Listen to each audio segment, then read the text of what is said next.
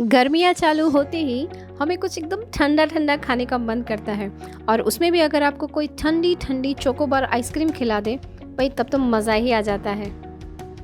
लेकिन बाहर जो अभी सिचुएशन है, ऐसे में ना तो आपको कोई खिलाने आ सकता है और ना ही आप कहीं खाने जा सकते हैं।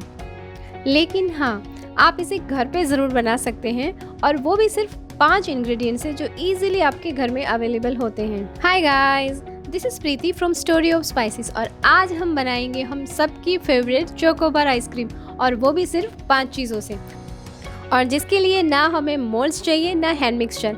है ना इंटरेस्टिंग? तो चलिए बनाना चालू करते हैं। तो शुरुआत करते हैं हम बेस बनाने से।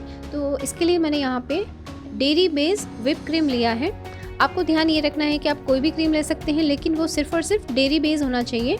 नॉन डेयरी बेस क्रीम यहाँ पे काम नहीं करेगा। अब इसके अंदर मैंने डाला है कंडेंस्ड मिल्क, फिर इसमें डालेंगे हम वनीला एक्सट्रैक्ट। अब इन सब को हम एक स्पैचुला से अच्छे से मिक्स कर लेंगे। ये मिश्रण अच्छे से मिक्स हो चुका है, और अब हम इसे फ्रीज़ करने के लिए रखेंगे।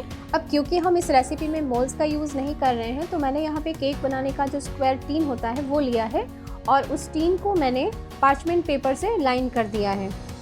तो इस टीन में एक्चुअली 2 पेपर मैंने लगाए हैं, एक हॉरिजॉन्टली और एक वर्टिकली, और किनारे पे मैंने 1-1 इंच ज़्यादा करके उसे काट लिया है। अब ऐसा क्यों किया है ये मैं आगे आपको बताती हूँ। तो हमारा टीन भी तैयार है और बेस का मिश्रण भी तैयार है। तो इस मिश्रण को हम इस टीन में इवनली फैला देंगे। अब इस टीन को एक क्लिंग रैप से हम चारों तरफ सील करके पूरा कवर कर देंगे।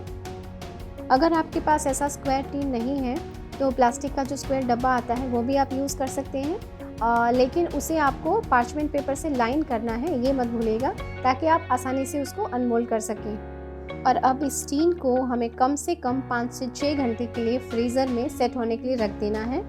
5 से 6 घंटे के बाद जब हमारा बेस अच्छे से फ्रीज़र में सेट हो जाएगा, तब हम बनाएंगे उसका ऊपर का चॉकलेटी लेयर। तो उसके लिए मैंने यहाँ पे कुछ डार्क चॉकलेट्स ली हैं। आप चाहें तो इसमें सेमी डार्क या मिल्क चॉकलेट भी ले सकते हैं, लेकिन चॉकलेट बहुत अच्छी क्वालिटी की होनी चाहिए, तभी आपको एकदम परफेक्ट रिजल्ट मिलेगा। इस चॉकलेट में हम डालेंगे वेजिटेबल ऑयल। ये ऑयल डालने से आपके चोकोबार में एक शाइनिंग इफेक्ट आती है, जो एकदम मार्केट जैसा फील देती है। और अब हम इसे मेल्ट करने के लिए रखेंगे। अगर आपके पास माइक्रोवेव है तो आप इसे 30-30 सेकंड्स के इंटरवल में भी मेल्ट कर सकते हैं, या तो आप इसे डबल बॉयलर में भी कर सकते हैं। हमारी ये चॉकलेट अच्छे से मेल्ट हो चुकी है। तो अब एक स्पैचुला से हम इसको अच्छे से मिक्स कर लेंगे, ताकि इसमें कोई एयर बबल्स ना रहे और लम्स भी ना रहे। मिक्स करने से आपको एकदम सिल्की स्मूथ इसका टेक्सचर मिलेगा। जब ये चॉकलेट एकदम रूम टेम्परेचर पे ठंडी हो जाए, तब इसे हम एक ग्लास में ट्रांसफ़र कर देंगे। 5-6 घंटे के बाद हमारा बेस भी अच्छे से फ्रीज हो चुका है, तो इसे हम बाहर निकाल लेंगे। इस सुपर डिलीशियस चोकोबार की डिटेल रेसिपी की लिंक मैंने नीचे डिस्क्रिप्शन बॉक्स में डाल दी है, तो आप एक बार ज़रूर चेक कर लें। अब एक चॉपिंग बोर्ड पर मैंने एक पार्चमेंट पेपर लगा दिया था, तो इस बेस को हम उसके ऊपर ट्रांसफ़र कर देंगे। और ये देखिए, हमने जो स्क्वायर टीन था उसको पार्चमेंट पेपर से जो लाइन किया था, उसकी वजह से हम आसानी से इसको डीमोल्ड कर सकते हैं। और हमने उस टीन की जो साइड में पेपर को थोड़ा सा लंबा रखा था, तो उसे पकड़ के इस तरीके से खींचने से ये काम थोड़ा आसान हो जाता है। तो ऐसे आपका वर्क एरिया एकदम मैसी भी नहीं बनेगा और नीट एंड क्लीन रहेगा। और अब हम एक लंबा और धारदार चाकू लेंगे, और इसकी मदद से हम इस स्क्वायर को इक्वल रेक्टेंगल टुकड़ों में डिवाइड कर देंगे। और ये स्टेप आपको एकदम फटाफट करना होगा, वरना ये तुरंत मेल्ट होने लग जाएगा। अब सारे रेक्टेंगल टुकड़ों में हम एक एक ऐसा वुडन स्टिक लगा देंगे। ये स्टेप करते टाइम अगर आपको लगे कि आपका बेस पिघल रहा है, तो घबराइए नहीं, फटाफट इस पार्चमेंट पेपर को पूरा उठा के ऐसे ही फ्रीज़र में रख दीजिए, और करीब 10-15 मिनट रखने के बाद ये एकदम हार्ड हो जाएगी। फिर आगे आप प्रोसेस कर सकते हैं। कट करने के बाद मैंने भी इसे 15-20 मिनट तक फ्रीज़र में रखा था, जिसकी वजह से एकदम अच्छे से हार्ड हो चुकी है। अब इसे हम अपने मेल्टेड चॉकलेट में डिप करेंगे। ये स्टेप करते टाइम ध्यान ये रखना है कि आपका जो बेस है वो एकदम चिल्ड होना चाहिए, और जो मेल्टेड चॉकलेट है वो रूम टेम्परेचर पे होनी चाहिए। और ये देखिए, जैसे ही डिप करके आप इसे बाहर निकालेंगे, कुछ ही सेकंड्स में ये चॉकलेट की एक लेयर बन जाएगी, मतलब चॉकलेट इसके ऊपर अच्छे से जम जाएगी।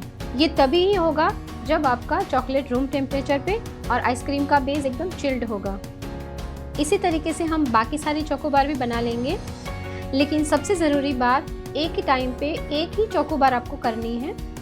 मतलब फ्रीज़र में से एक एक बेस निकालना है और एक एक बेस को आपको ऐसे कोटिंग करनी है। सब एक साथ बाहर निकाल के एक साथ करने जाएंगे तो बहुत बड़ा डिज़ास्टर हो जाएगा। सो ध्यान रखिए, एक टाइम पे एक ही चोकोबार आपको करनी है। ये चोकोबार आइसक्रीम खाने के लिए एकदम तैयार है। और अगर आपको इसे स्टोर करना है तो अलग अलग चोकोबार को सील करके आप इसे 1 से 2 महीने तक फ्रीज़र में भी रख सकते हैं। तो बस इतना ही करना है, और इतना ही करने से अगर आप और आपकी पूरी फैमिली इस लॉकडाउन में चोकोबार का मज़ा ले सकते हैं तो इतना तो हम कर ही सकते हैं, है ना? तो देर किस बात की, इस गर्मी की सीज़न में घर की बनी हुई चोकोबार आइसक्रीम का मज़ा लीजिए। और हाँ, जब भी बनाएंगे तो इसकी फ़ोटोग्राफ्स अपने सोशल मीडिया में डाल के स्टोरी ऑफ स्पाइसेस को टैग करना ना भूलें। और अगर आपको ये वीडियो अच्छी लगी तो इसे लाइक सब्सक्राइब ज़रूर करें और अपनी फैमिली और फ्रेंड्स के साथ भी ज़रूर शेयर करें। लेकिन सबसे इम्पोर्टेंट, घर पे रहिए, सुरक्षित रहिए।